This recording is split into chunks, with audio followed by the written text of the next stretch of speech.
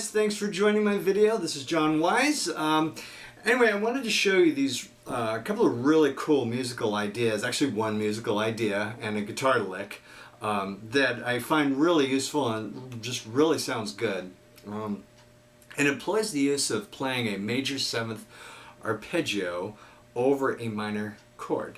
Let me explain.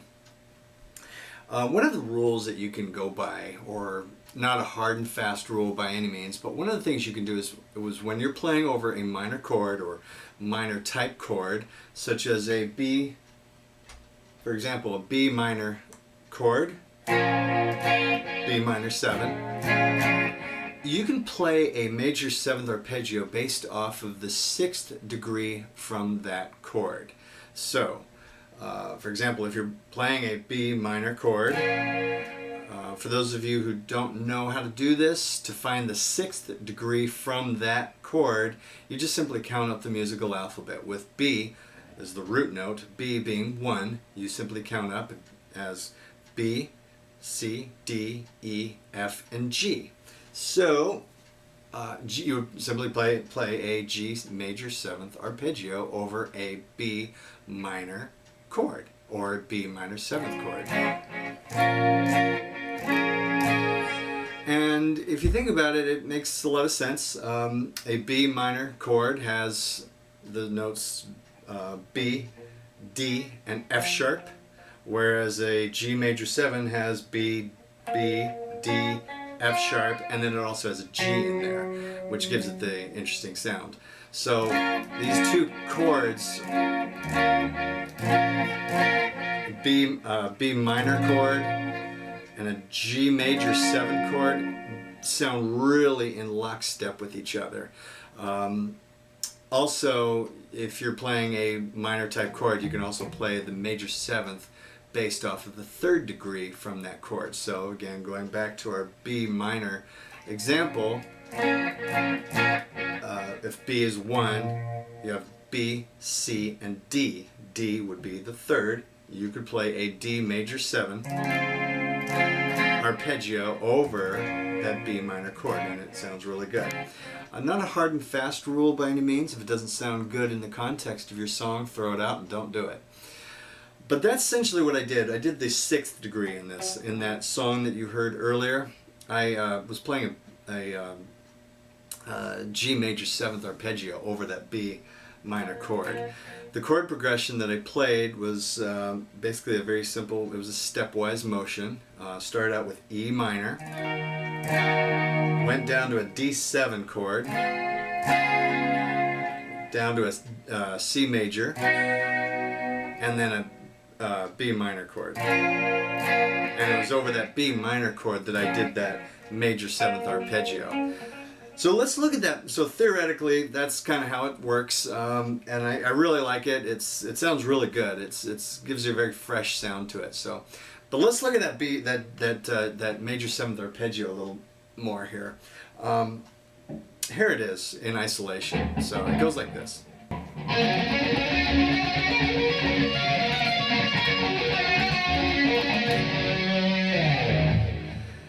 Okay, so it's, like I said, G major 7th arpeggio. The only notes that you're playing in this arpeggio are G, B, D, and F sharp, and that's it.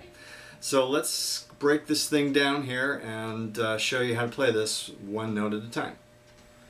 Okay, so you start off this lick by hitting that B note on the 4th string, 9th fret.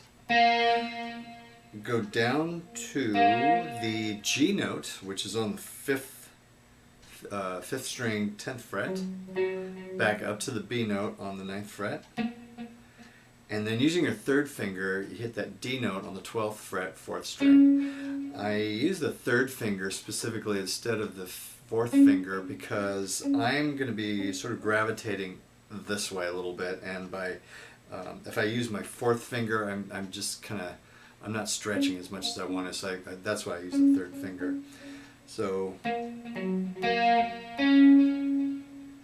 from the D note, you go back down to the B note on the 9th fret, 4th string, back up to the D note, and then up to the F sharp note, 3rd string, 11th fret. From the beginning, it looks like this.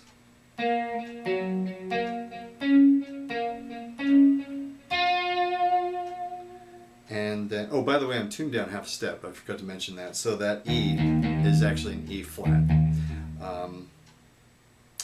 Just in case you haven't noticed that. So, okay, so starting over, it goes like this. F sharp. Then you go down to the D note on the 12th fret, 4th string, back up to the F sharp, up to the G note, 12th fret, 3rd string, back down to the F sharp, back, and then, let me see. And then back up to the G note, and then using your 4th finger, go to the B note, 16th fret, 3rd string. Back down to the G note, 12th fret, 3rd string. Back to the B, and then with your 3rd finger, you hit that D note, 15th fret, 2nd string. Starting from the top, it looks like this.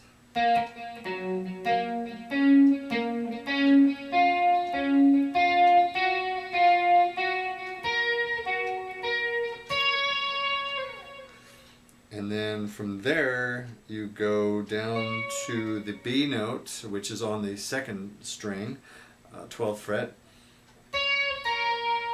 Back up to the D note, 15th fret. Up to the F sharp note, 1st string, 14th fret. Back down to the D note, 15th fret. Back to the F sharp note.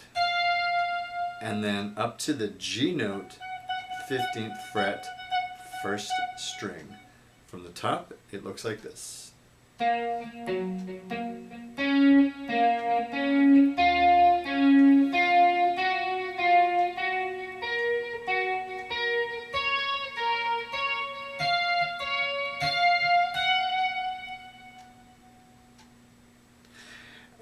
Then from here, what you can do is you can always descend.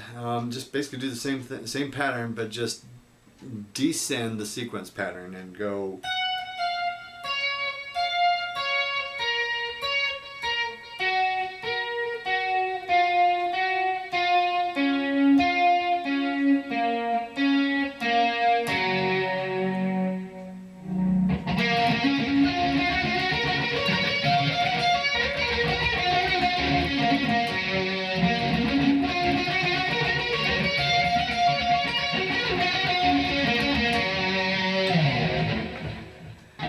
One of the things you want to keep in mind when you're doing this lick is kind of pay close attention to what you're doing with your picking hand. When I hold the pick, I hold it basically in the normal manner, just as I always would. But for fast picking motions, I angle the pick forward and down so that the front of the pick is slanted downwards like this. So if this is flat, I'm literally going like this. And by doing that, it allows the pick to glide across the strings a lot easier. If I keep the pick flat, it's essentially fighting against the string. It's basically going like this, where if I have it angled, it just kind of glides over a lot easier. And for fast picking exercises, for me, I find that a lot easier to handle. Second, the picking motion comes from the arm, not the wrist. It comes from here. You have more leverage from the arm and more power. It's analogous to trying to drive 55 miles an hour in a car in 2nd gear. You could probably do it, but your engine would be running really hard. If you just slap it down into 4th gear or 5th gear, your engine's going to be running a lot easier, and it's just a lot easier to go 55 miles an hour. Same thing with the arm. I could probably do this by just picking with the wrist, but for me at least, it is a lot easier if the motion comes from the arm. So it's essentially.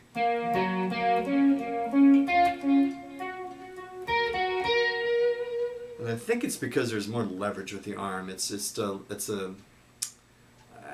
doesn't seem to work as harder when it comes from the arm. It's just a lot easier.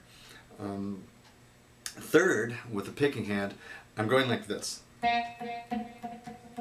Very strict, very economical motion. I am not going like this. The less distance this pick has to move, the faster it goes.